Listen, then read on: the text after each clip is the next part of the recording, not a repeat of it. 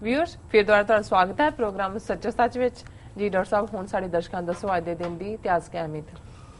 ਅੱਜ ਬੜਾ ਖਾਸ ਦਿਨ ਹੈ। ਸਿੱਖ ਇਤਿਹਾਸ ਦੇ ਹਵਾਲੇ ਨਾਲ ਮੂਲ ਨਾਨਕਸ਼ਾਹੀ ਕੈਲੰਡਰ 2003 ਮੁਤਾਬਕ ਅੱਜ 6ਵੇਂ ਪਾਤਸ਼ਾਹ ਦਾ ਸ਼ਸਤਰ ਧਾਰਨ ਦਿਵਸ ਹੈ ਜੀ, ਜਿਸ ਨੂੰ ਅਸੀਂ ਮੀਰੀ ਪੀਰੀ ਦਿਵਸ ਦੇ ਨਾਲ ਯਾਦ ਕਰਦੇ।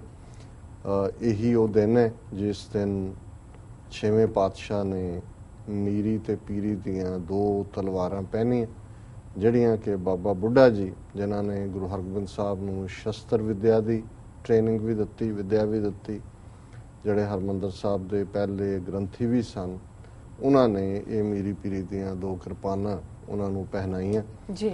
ਔਰ ਜਿਵੇਂ ਸਾਡੀ ਇਤਿਹਾਸਕ ਪਰੰਪਰਾ ਦੱਸਦੀ ਹੈ ਕਿ ਪਹਿਲੇ ਸਾਡੇ ਢਾਡੀ ਭਾਈ ਨੱਥਾ ਤੇ ਅਬਦੁੱਲਾ, ਇੱਕ ਪਿੰਡ ਸੁਰ ਸਿੰਘ ਦੇ ਰਹਿਣ ਵਾਲੇ, ਇੱਕ ਪਿੰਡ ਸੁਲਤਾਨਵਿੰਡ ਦੇ ਰਹਿਣ ਵਾਲੇ, ਕਿਉਂਕਿ ਉਦੋਂ ਤੱਕ ਰਬਾਬੀਆਂ ਦਾ ਕਾਨਸੈਪਟ ਸੀ। ਰਬਾਬੀ ਕੀਰਤਨ ਕਰਦੇ ਸਨ ਆਪਣੇ ਸਾਜ਼ਾਂ ਦੇ ਨਾਲ, ਤੰਤੀ ਸਾਜ਼ਾਂ ਨਾਲ ਜੀ। ਹਰਮੰਦਰ ਸਾਹਿਬ ਕੀਰਤਨ ਦੀਆਂ ਚੌਂਕੀਆਂ ਜਿਹੜੀਆਂ ਅੱਜ ਵੀ ਉਸ ਫਾਰਮ ਦੇ ਵਿੱਚ ਅੰਮ੍ਰਿਤ ਵੇਲੇ, ਆਸਾ ਦੀ ਵਾਰ, ਦੁਪਹਿਰ, ਸੋਧਾਰ, ਬਿਲਾਵਲ ਚੌਂਕੀਆਂ ਨੇ ਕੀਰਤਨ ਦੀਆਂ।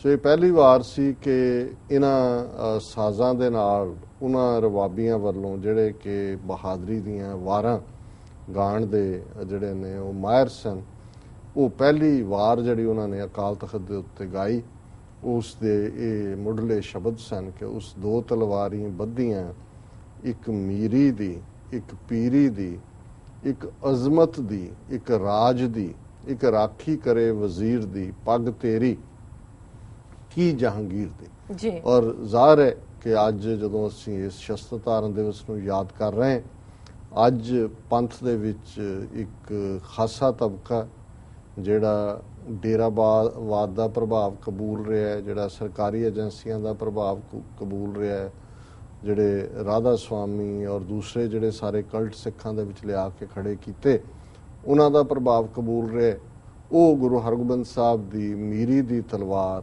ਲਾਉਣਾ ਚਾਹੁੰਦੇ ਨੇ।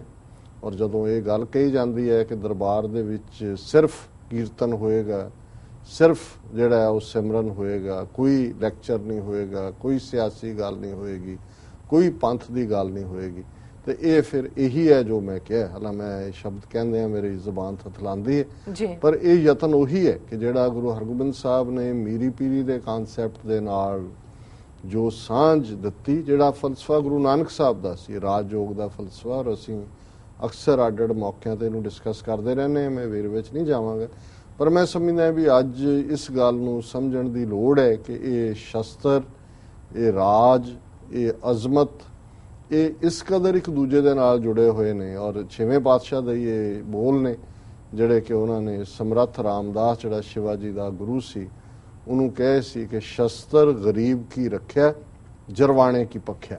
ਕਿ ਸ਼ਸਤਰ ਜਿਹੜੇ ਨੇ ਗਰੀਬਾਂ ਦੇ ਬਚਾਅ ਲਈ, ਉਹ ਸਿਸਟਮ ਕ੍ਰੀਏਟ ਕਰਨ ਲਈ ਜਿੱਥੇ ਡਾਊਨ ਟਰੋਡਨ ਜਿਹੜਾ ਜਿਹਦੇ ਕੋਲ ਕੁਛ ਨਹੀਂ ਹੈ, ਪਾਵਰਲੈਸ ਹੈ, ਉਹ ਪਾਵਰ ਲੈ ਸਕੇ, ਔਰ ਜਰਵਾਣੇ ਕੀ ਪੱਖਿਆ, ਦੁਸ਼ਟ ਨੂੰ ਸਜ਼ਾ ਦੇਣੀ। ਔਰ ਇਹੀ ਜ਼ਿੰਮਾ ਖਾਲਸੇ ਦੇ ਜ਼ਿੰਮੇ ਜਿਹੜਾ ਫੋਰਐਵਰ ਗੁਰੂ ਕਲਗੀਧਰ ਪਾਤਸ਼ਾਹ ਨੇ ਲਾਇਆ ਕਿ ਖਾਲਸਾ ਸੋਏ ਜੋ ਨਿਰਧਨ ਕੋ ਪਾਲੇ, ਖਾਲਸਾ ਸੋਏ ਜੋ ਦੁਸ਼ਟ ਕੋ ਗਾਲੇ। ਖਾਲਸਾ ਉਹੀ ਹੈ ਜਿਹੜਾ ਨਿਰਧਨ ਦੀ ਪ੍ਰਤਪਾਲਨਾ ਕਰਦਾ ਤੇ ਜਿਹੜਾ ਦੁਸ਼ਟ ਨੂੰ ਸਜ਼ਾ ਦਿੰਦਾ।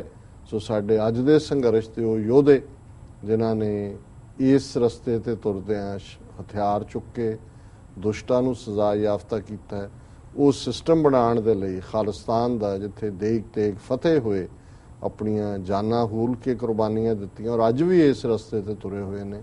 ਉਹ 6ਵੇਂ ਪਾਤਸ਼ਾਹ ਦੇ, ਗੁਰੂ ਨਾਨਕ ਦੇ, ਗੁਰਮਤ ਦੇ ਸੱਚੇ ਸੁੱਚੇ ਵਿਦਿਆਰਥੀ ਨੇ, ਉਸ ਰਸਤੇ ਤੇ ਤੁਰੇ ਹੋਏ ਨੇ। ਔਰ ਅੱਜ ਅਸੀਂ ਇਸ ਦਿਨ ਦੇ ਮੌਕੇ ਆਪਣੀਆਂ ਬੀਤੀਆਂ ਲਗਭਗ 4 ਸਦੀਆਂ ਦੇ ਲਗਭਗ ਦੇ ਸਮੇਂ ਦੇ ਉਹਨਾਂ ਸਾਰੇ ਯੋਧਿਆਂ ਨੂੰ, ਮੀਰੀ ਪੀਰੀ ਦੇ ਉਹਨਾਂ ਪਾਂਧਿਆਂ ਨੂੰ ਨਤਮਸਤਕ ਹੁੰਦੇ ਔਰ ਉਹਨਾਂ ਨੂੰ ਪ੍ਰਣਾਮ ਕਰਦੇ ਜੀ। 1915 ਦੇ ਵਿੱਚ ਸਰਦਾਰ ਚੰਨਣ ਸਿੰਘ, ਗਦਰੀ ਬਾਬਾ ਤੇ ਹੋਰਨਾਂ ਨੂੰ ਲਾਹੌਰ ਦੇ ਵਿੱਚ ਫਾਂਸੀ ਦੇ ਉੱਤੇ ਲਟਕਾਇਆ ਗਿਆ। ਇਹ ਵੀ ਮੀਰੀ ਪੀਰੀ ਦੇ ਰਸਤੇ ਤੇ ਚੱਲਦੇ ਆ, ਰਹਿਣ ਨਾ ਦੇਵੋ ਹਿੰਦ ਚ ਰਾਜ ਫਰੰਗੀ ਦਾ, ਇਸ ਦੇ ਲਈ ਕੁਰਬਾਨ ਹੋਏ ਜੀ। 1925 ਚ ਜੈਤੋ ਚ ਜਿੱਥੇ ਕਿ ਅਖੰਡ ਪਾਠ ਸਾਹਿਬ ਖੰਡਿਤ ਹੋਇਆ, ਕੀਤਾ ਉੱਥੋਂ ਦੇ ਹਾਕਮ ਨੇ ਅੰਗਰੇਜ਼ਾਂ ਦੇ ਨਾਲ ਮਿਲ ਕੇ, ਕਿਉਂਕਿ ਰਿਪੁਦਮਨ ਸਿੰਘ ਨਾਭਾ ਨੂੰ ਤਖਤ ਤੇ ਬਿਠਾਉਣ ਦੇ ਲਈ ਜਿਹੜਾ ਅਕਾਲੀਆਂ ਨੇ ਐਜੀਟੇਸ਼ਨ ਕੀਤੀ, ਲਗਭਗ 2 ਸਾਲ ਚੱਲਦਾ ਰਿਹਾ ਹੈ। ਉਹਨਾਂ ਨੇ ਕਿਹਾ ਜੀ ਕਰ ਲਓ 2 ਸਾਲ ਬਾਅਦ ਆ ਕੇ ਅਖੰਡ ਪਾਠ, ਪਰ ਅਕਾਲੀਆਂ ਨੂੰ ਫਿਰ ਭੁੱਲ ਗਏ ਕਿ ਜੀ ਰਿਪੁਦਮਨ ਸਿੰਘ ਨਾਭਾ ਨੂੰ ਤਾਂ ਅਸੀਂ ਤਖਤ ਤੇ ਬਿਠਾ ਨਹੀਂ ਸਕੇ। ਸੋ ਉਹਨਾਂ ਨੇ ਗੁਰਦੁਆਰਾ ਐਕਟ ਬਣਾ ਕੇ ਤੇ ਅਕਾਲੀਆਂ ਦੇ ਹਵਾਲੇ ਗੁਰਦੁਆਰੇ ਕਰ ਦਿੱਤੇ। ਤਾਂ ਨਾਭੇ ਵਾਲਾ ਰਾਜਾ ਜਿਹੜਾ ਉੱਥੇ ਕੋੜਾਲ ਕੁਲਮ ਚ ਤਾਮਿਲਨਾਡੂ ਦੇ ਵਿੱਚ ਹੀ ਮਰ ਗਿਆ ਜੀ। 2012 ਦੇ ਵਿੱਚ ਬਾਬਾ ਫੌਜਾ ਸਿੰਘ 101 ਸਾਲ ਦੀ ਉਮਰ ਚ 올림픽 ਮਸ਼ਾਲ ਲੈ ਕੇ ਲੰਡਨ ਦੇ ਵਿੱਚ ਉਹਨਾਂ ਨੇ 올림픽ਸ ਦੀ ਅਗਵਾਈ ਕੀਤੀ।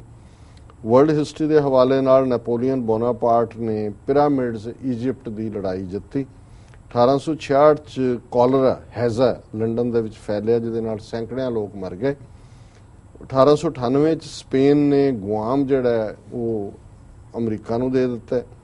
1925 ਦੇ ਵਿੱਚ ਡੇਟਨ ਟੈਨੈਸੀ ਦੇ ਵਿੱਚ ਇੱਕ ਟੀਚਰ ਨੂੰ ਇਸ ਲਈ $100 ਜੁਰਮਾਨਾ ਕੋਰਟ ਨੇ ਕੀਤਾ ਕਿ ਉਹਨੇ ਥਿਊਰੀ ਆਫ ਐਵੋਲੂਸ਼ਨ ਕਿ ਬੰਦਾ ਬਾਂਦਰਾਂ ਤੋਂ ਬਣਿਆ, ਜਿਹੜਾ ਡਾਰਵਿਨ ਦੀ ਸੀ, ਉਹ ਪੜ੍ਹਾਈ।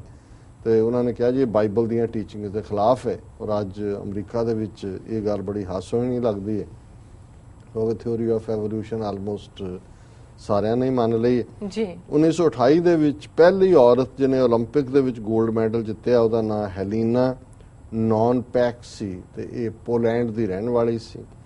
1940 ਦੇ ਵਿੱਚ ਸੋਵੀਅਤ ਯੂਨੀਅਨ ਨੇ 3 ਬਾਲਟਿਕ ਸਟੇਟਾਂ ਲਿਥੁਆਨੀਆ, ਲਾਤਵੀਆ, ਐਸਟੋਨੀਆ ਉਹਨਾਂ ਦੇ ਉੱਤੇ ਕਬਜ਼ਾ ਕਰ ਲਿਆ। 1944 ਚ ਗੁਆਮ ਜਿਹੜਾ ਕਿ ਸਪੇਨ ਨੇ ਅਮਰੀਕਾ ਨੂੰ ਦਿੱਤਾ ਸੀ, ਜਾਪਾਨੀ ਉੱਥੇ ਆ ਵੜੇ। ਫਿਰ ਅਮਰੀਕਨ ਫੌਜਾਂ ਨੇ 1944 ਚ ਉੱਥੋਂ ਜਾਪਾਨੀਆਂ ਨੂੰ ਖਦੇੜਿਆ ਜੀ। 1999 ਦੇ ਵਿੱਚ ਅਮਰੀਕਨ ਸੈਨੇਟ ਨੇ ਨੈਟੋ ਟ੍ਰੀਟੀ ਨੂੰ ਮਾਨਤਾ ਦਿੱਤੀ। ਨੈਟੋ ਸੀ ਨਾਰਥ ਐਟਲਾਂਟਿਕ ਟ੍ਰੀਟੀ ਆਰਗੇਨਾਈਜੇਸ਼ਨਸ। ਇਹ ਸੋਵੀਅਤ ਯੂਨੀਅਨ ਔਰ ਜਿਹੜਾ ਉਹਦੇ ਕਬਜ਼ੇ ਚ ਈਸਟਰਨ ਯੂਰਪ ਸੀ ਉਸ ਨੂੰ ਕੰਟਰੋਲ ਚ ਰੱਖਣ ਲਈ ਬਣਾਈ ਗਈ, ਤਾਂ ਕਿ ਅੱਗੇ ਉਹਨਾਂ ਦੀ ਐਕਸਪੈਂਸ਼ਨ ਨਾ ਹੋਏ। ਇੰਡੀਆ ਚਾਈਨਾ ਬਾਰਡਰ ਦੇ ਉੱਤੇ 1962 ਚ ਜਿਹੜੀਆਂ ਨੇ ਆਪਸੀ ਥੋੜੀ ਖਿੱਚਤੂ ਹੋਈ। ਔਰ 1965 ਦੇ ਵਿੱਚ ਪਾਕਿਸਤਾਨ, ਈਰਾਨ, ਟਰਕੀ ਨੇ ਰੀਜਨਲ ਕੋਆਪਰੇਸ਼ਨ ਪੈਕਟ ਸਾਈਨ ਕੀਤਾ। ਸੋ ਇਹ ਵਰਲਡ ਹਿਸਟਰੀ ਦੇ ਹਵਾਲੇ ਨਾਲ। ਜੀ ਡਾਕਟਰ ਸਾਹਿਬ, ਤੁਹਾਡਾ ਬਹੁਤ ਬਹੁਤ ਧੰਨਵਾਦ। ਹੁਣ ਸਾਡੇ ਦਰਸ਼ਕਾਂ ਨੂੰ ਦੱਸੋ ਅੱਜ ਦਾ ਵਿਚਾਰ। ਅੱਜ ਦੇ ਵਿਚਾਰ ਲਈ ਅਸੀਂ ਸ਼ਲੋਕ ਸਹਿਸਕ੍ਰਿਤੀ ਮਹੱਲਾ 5ਵਾਂ ਦਾ ਇੱਕ ਸ਼ਲੋਕ 12ਵਾਂ ਚੁਣਿਆ ਜੀ। ਔਰ ਇਹ ਜਿਵੇਂ ਮੈਂ ਅਕਸਰ ਇਹ ਦੁਹਰਾਉਂਦਾ ਕਿ ਇਹ ਸੰਸਕ੍ਰਿਤ ਨਹੀਂ ਹੈ, ਇਹ ਜਿਹੜੀ ਹੈ ਉਸ ਵੇਲੇ ਦੀ ਸਹਿਸਕ੍ਰਿਤੀ, ਇੱਕ ਵੱਖਰਾ ਜਿਹੜਾ ਪ੍ਰਾਕ੍ਰਿਤ ਔਰ ਥੋੜਾ ਸੰਸਕ੍ਰਿਤ ਦਾ ਇੰਪੈਕਟ ਇਹਦੇ ਤੇ ਹੈ। ਔਰ ਬਾਕੀ ਪਾਲੀ ਜ਼ਬਾਨ ਜਿਹੜੀ ਡਾਇਲੈਕਟ ਸੀ ਉਸ ਦਾ ਪ੍ਰਭਾਵ ਹੈ। ਪਰ ਇਹਦੀ ਜਿਹੜੀ ਖੂਬਸੂਰਤੀ ਹੈ ਇਸ ਬਾਣੀ ਦੀ ਕਿ ਛੋਟੇ ਸ਼ਲੋਕ ਦੇ ਵਿੱਚ, ਜਿਸ ਦੇ ਵਿੱਚ ਇੱਕ ਆਪਣਾ ਰਿਦਮ ਹੈ, ਥੋੜਾ ਸੰਸਕ੍ਰਿਤ ਵਰਗਾ ਜੀ, ਪਰ ਬਹੁਤ ਵੱਡੀ ਗੱਲ ਕਹੀ ਜਾਂਦੀ ਹੈ। ਸ਼ਲੋਕ ਦੇ ਵਿੱਚ ਵੈਸੇ ਹੀ ਛੋਟੇ ਜਿਹੀ ਵੱਡੀ ਗੱਲ ਕਹੀ ਜਾਂਦੀ ਹੈ, ਪਰ ਇਹ ਬੜੀ ਪ੍ਰੋਫਾਊਂਡ ਹੈ। ਔਰ ਮੈਂ ਜਿਉਂ-ਜਿਉਂ ਇਸ ਨੂੰ ਪੜ੍ਹਦਾ ਮੈਂ ਇਸ ਨੂੰ I have started enjoying it ਮੋਰ। ਹੁਣ ਇਹ ਸ਼ਲੋਕ ਹੈ, ਜਨਮੰ ਤਾਂ ਮਰਣੰ, ਹਰਖੰ ਤਾਂ ਸੋਗੰ, ਭੋਗੰ ਤਾਂ ਰੋਗੰ, ਊਚੰ ਤਾਂ ਨੀਚੰ, ਨਾਨਹਾ ਮੂਚੰ, ਰਾਜੰ ਤਾਂ ਮਾਨੰ, ਅਭਿਮਾਨੰ ਤਾਂ ਹੀਨੰ, ਪ੍ਰਵਿਰਤੀ ਮਾਰਗੰ ਵਰਤੰਤੇ ਬਿਨਾਸਨੰ, ਗੋਬਿੰਦ ਭਜਨ ਸਾਧ ਸੰਗੇਨ ਅਸਥਿਰੰ, ਨਾਨਕ ਭਗਵੰਤ ਭਜਨ ਆਸਨੰ ਜੀ। ਕਿ ਜੇ ਜਨਮ ਹੋਇਆ ਤੇ ਮੌਤ ਵੀ ਆਏਗੀ। ਜਨਮੰ ਤਾਂ ਮਰਣੰ, ਜੇ ਜਨਮ ਹੈ ਤਾਂ ਮੌਤ ਵੀ ਆਏਗੀ। ਹਰਖ ਤਾਂ ਸੋਗੰ, ਇੱਕ ਅੱਜ ਖੁਸ਼ੀ ਦਾ ਪਲ ਹੈ, ਪਤਾ ਨਹੀਂ ਕਦੋਂ ਸੋਗ ਦਾ ਪਲ ਆ ਜਾਣਾ, ਉਦਾਸੀ ਦਾ ਪਲ ਆ ਜਾਣਾ। ਆਪਣੇ ਮਨ ਨਾਲ ਹੀ ਦੇਖੀਏ ਕਈ ਵਾਰੀ ਇੰਨਾ ਚਾਹ ਹੁੰਦਾ ਹੈ ਕਿ ਰਾਹ ਜਾਂਦੇ ਦਰਖਤਾਂ ਨੂੰ ਵੀ ਗਲ ਵਕੜੀ ਪਾਉਣ ਨੂੰ ਜੀ ਕਰਦਾ। ਕਈ ਵਾਰੀ ਹੁੰਦਾ ਵੀ ਸਾਹਮਣੇ ਬੈਠੇ ਬੰਦੇ ਨੂੰ ਵੀ ਬੰਦਾ ਕਹਿੰਦਾ ਉੱਠ ਕੇ ਚਲਾ ਜਾਏ ਕਿ ਮੈਨੂੰ ਆਈ ਨੀਡ ਮਾਈ ਸਪੇਸ। ਉਹ ਤੁਹਾਡੀਆਂ ਆਪਣੀਆਂ ਉਦਾਸ ਪਲ ਵੀ ਹੁੰਦੇ ਨੇ, ਔਰ ਜੀਵਨ ਦੇ ਵਿੱਚ ਵੀ ਘਟਨਾਵਾਂ ਇਹੋ ਜਿਹੀਆਂ ਕਈ ਵਾਰ ਵਾਪਰਦੀਆਂ ਨੇ, ਤੁਸੀਂ ਐਕਸਪੈਕਟ ਹੀ ਨਹੀਂ ਕਰਦੇ ਜੀ। ਔਰ ਇੰਨੀ ਖੁਸ਼ੀ ਨਾਲ ਤੁਸੀਂ ਭਰੇ ਹੁੰਦੇ ਹੋ, ਇੱਕਦਮ ਤੁਸੀਂ ਉਦਾਸੀ ਦੇ ਆਰਮ ਵਿੱਚ ਡੁੱਬ ਜਾਂਦੇ। ਸੋ ਗੁਰੂ ਸਾਹਿਬ ਕਹਿੰਦੇ ਨੇ ਹਰਖ ਤੇ ਸੋਗ ਨਾਲ ਨਾਲ ਨੇ। ਜਿਵੇਂ ਜਨਮ ਦੇ ਨਾਲ ਮੌਤ ਹੈ, ਮਰਨ ਲਿਖਾਏ ਮੰਡਲ ਮੈਂ ਆਏ। ਜਦੋਂ ਜੰਮੇ ਆ ਉਦੋਂ ਹੀ ਨਾਲ ਮੰਡਲ ਸੰਸਾਰ ਚ ਆਉਣ ਤੋਂ ਪਹਿਲਾਂ ਮੌਤ ਵੀ ਲਿਖ ਦਿੱਤੀ ਹੈ ਅਕਾਲ ਪੁਰਖ ਨੇ। ਹਰਖੰ ਤਾਂ ਸੋਗੰ, ਕਿ ਖੁਸ਼ੀ ਦੇ ਨਾਲ ਗਮੀ ਵੀ ਹੈ। ਭੋਗੰ ਤਾਂ ਰੋਗੰ, ਭੋਗੰ ਹੁੰਦੀ ਹੈ ਇੰਜੋਇਮੈਂਟ ਜੀ। ਹੁਣ ਜੇ ਇੰਜੋਇਮੈਂਟਾਂ 'ਚ ਪਾਓਗੇ ਤਾਂ ਬਿਮਾਰੀ ਵੀ ਲੱਗੇਗੀ, ਰੋਗਨ ਵੀ ਲੱਗੇਗੀ। ਸੋ ਇਹ ਟੁਗੈਦਰ ਹੈ, ਪੈਕੇਜ ਹੈ। ਊਚੰ ਤਾਂ ਨੀਚੰ, ਕਿ ਜੇ ਕਦੇ ਬਹੁਤ ਉੱਚੇ ਹੋਣ ਦਾ ਗੁਮਾਨ ਕਰੋਗੇ ਤਾਂ ਇੱਕ ਦਿਨ ਐਸਾ ਸਿਰ ਪਰਨੇ ਡਿੱਗੋਗੇ, ਧਰਤੀ ਤੇ ਆਕਾਸ਼ ਚੜਾਵੇ ਚੜੇ ਆਕਾਸ਼ ਗਿਰਾਵੇ, ਪਤਾ ਨਹੀਂ ਕਦੋਂ ਉਹਨੇ ਸੁੱਟ ਦੇਣਾ ਥੱਲੇ। ਜੀ ਨਾਨਾ ਸਮੂਚਨ, ਜੇ ਕੋਈ ਸਮੌਲ ਹੈ, ਨੰਨਾ ਨੰਨੇ ਤੋਂ ਬਣਿਆ, ਛੋਟਾ ਹੈ, ਮੂਚੰ ਉਹਦਾ ਵੱਡਾ ਹੈ, ਜੇ ਕੋਈ ਛੋਟਾ ਹੈ ਤੇ ਕਦੇ ਵੱਡਾ ਵੀ ਹੋਏਗਾ। ਰਾਜੰ ਤਾਂ ਮਾਨੰ, ਕਿ ਜਦੋਂ ਪਾਵਰ ਆਂਦੀ ਹੈ ਨਾਲ ਹੰਕਾਰ ਆ ਜਾਂਦਾ ਹੈ। ਅਭਿਮਾਨੰ ਤਾਂ ਹੀਨੰ, ਜਦੋਂ ਅਭਿਮਾਨ ਆਏਗਾ, ਹੰਕਾਰ ਆਏਗਾ, ਫਿਰ ਥੱਲੇ ਵੀ ਡੋਗੋਗੇ। ਹੀਨਤਾ ਜਿਹੜੀ ਹੈ there will be a fall. ਸੋ ਇਹ ਕਿਵੇਂ ਗੁਰੂ ਸਾਹਿਬ ਨੇ ਦੋ ਸ਼ਬਦਾਂ ਦੇ ਵਿੱਚ ਸਮਝਾਇਆ ਹੈ ਕਿ ਭਾਈ ਇਹ ਗੱਲ ਜਿਹੜੀ ਹੈ ਅਲਟੀਮੇਟਲੀ ਟਰੂਥ ਹੈ ਕਿ ਇੱਕ ਦੇ ਨਾਲ ਦੂਜਾ। ਇਹਦਾ ਮਤਲਬ ਇਹ ਹੈ ਵੀ ਜਦੋਂ ਹਰਖ ਦੇ ਵਿੱਚੋਂ, ਖੁਸ਼ੀ ਚੋਂ, ਸੋਗ ਨੂੰ ਨਾ ਭੁੱਲੋ ਜੀ, ਇੰਨੇ ਵੀ ਨਾ ਪਾਗਲ ਹੋ ਜਾਓ ਕਿ ਤੁਹਾਨੂੰ ਯਾਦ ਹੀ ਨਾ ਰਹੇ ਕਿ ਜੀਵਨ ਦੇ ਵਿੱਚ ਦੂਸਰਾ ਵੀ ਹੈ। ਦੁੱਖ ਸੁੱਖ ਦੋਨੋਂ ਕੱਪੜੇ ਪਹਿਰੇ ਜਾਏ ਮਨੁੱਖ। ਜ਼ਿੰਦਗੀ ਦੇ ਵਿੱਚ ਜਿਵੇਂ ਅਸੀਂ ਕੱਪੜੇ ਬਦਲਦੇ ਹਾਂ, ਇਵੇਂ ਹੀ ਦੁੱਖ ਤੇ ਸੁੱਖ ਨੇ।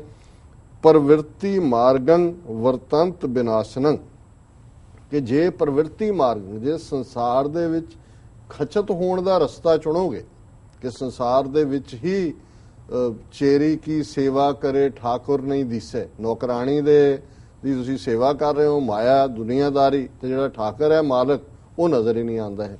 ਤੇ ਫਿਰ ਪ੍ਰਵਿਰਤੀ ਮਾਰਗੰ ਵਰਤੰਤ ਬਿਨਾਸ਼ਨੰ, ਕਿ ਜੇ ਇਸ ਰਸਤੇ ਤੇ ਪੈ ਗਏ ਸੰਸਾਰ ਖਚਤ ਹੋਣ ਦੇ ਤੇ ਉਸ ਚੋਂ ਦੁੱਖ ਨਿਕਲੇਗਾ। ਗੋਬਿੰਦ ਭਜਨ ਸਾਧ ਸੰਗੇਨ, ਜੇ ਚੰਗੇ ਲੋਕਾਂ ਦੀ ਸੰਗਤ ਦੇ ਵਿੱਚ, ਸਾਥ ਦੇ ਵਿੱਚ ਨਿਰੰਕਾਰ ਨੂੰ ਯਾਦ ਕਰੋਗੇ, ਅਸਥਿਰੰ, ਮਨ ਟਿਕਾ ਦੇ ਵਿੱਚ ਹੋਏਗਾ, ਸਥਿਰ ਹੋਏਗਾ। ਨਾਨਕ ਭਗਵੰਤ ਭਜਨਾਸਨੰ, ਕਿ ਗੁਰੂ ਸਾਹਿਬ ਕਹਿੰਦੇ ਨੇ ਕਿ ਉਸ ਨਿਰੰਕਾਰ ਦੀ ਯਾਦ 'ਚ, ਉਸ ਦੀ ਬੰਦਗੀ 'ਚ ਫਿਰ ਤੁਸੀਂ ਖੁਸ਼ੀ ਦੇ ਵਿੱਚ, ਆਨੰਦ ਦੇ ਵਿੱਚ, ਚਾਅ ਦੇ ਵਿੱਚ ਹੋਵੋਗੇ। ਨਾਨਕ ਭਗਤਾਂ ਸਦਾ ਵਿਗਾਸ, ਸੁਣਿਆ ਦੁੱਖ ਪਾਪ ਕਾ ਨਾਸ। ਸੋ ਇਹ ਅੱਜ ਦਾ ਵਿਚਾਰ ਹੈ ਜੀ। ਡਾਕਟਰ ਸਾਹਿਬ ਤੁਹਾਡਾ ਬਹੁਤ ਬਹੁਤ ਸ਼ੁਕਰੀਆ, ਤੁਸੀਂ ਅੱਜ ਦਾ ਵਿਚਾਰ ਸਾਡੇ ਦਰਸ਼ਕਾਂ ਨਾਲ ਸਾਂਝਾ ਕੀਤਾ। ਇਸ ਨਾਲ ਆਪਣੇ ਵਿਊਅਰਸ ਕੋਲ ਲੈਣੇ ਇਜਾਜ਼ਤ। ਵਿਊਅਰਸ ਤੁਹਾਡਾ ਬਹੁਤ ਬਹੁਤ ਸ਼ੁਕਰੀਆ, ਤੁਸੀਂ ਆਪਣੇ ਕੀਮਤੀ ਸਮੇਂ ਵਿੱਚ ਸਮਾਂ ਕੱਢ ਕੇ ਸਾਨੂੰ ਆਪਣੇ ਰਾਏ ਤੇ ਸੁਝਾਅ ਭੇਜਣੇ। ਤਾਂ ਇਸ ਤਰ੍ਹਾਂ ਭੇਜਦੇ ਰਹਿਣਾ ਸਾਡੇ ਇਸ ਪਤੇ ਤੇ sos@tv84.tv ਤੇ। ਅਸੀਂ ਆਪਣਾ ਪ੍ਰੋਗਰਾਮ ਲੈ ਕੇ ਫਿਰ ਦੁਬਾਰਾ ਹਾਜ਼ਰ ਹੋਵਾਂਗੇ। ਤਦ ਤੱਕ ਲਈ ਮੈਨੂੰ ਤੇ ਆਪਣਾ ਸੁਣਾ ਗਿਆ ਦਿਓ ਤੇ ਬੁਲਾ ਦਿਓ ਫਤਿਹ। ਦੇਖਦੇ ਰਹੋ TV 84। ਵਾਹਿਗੁਰੂ ਜੀ ਕਾ ਖਾਲਸਾ, ਵਾਹਿਗੁਰੂ ਜੀ ਕੀ ਫਤਿਹ।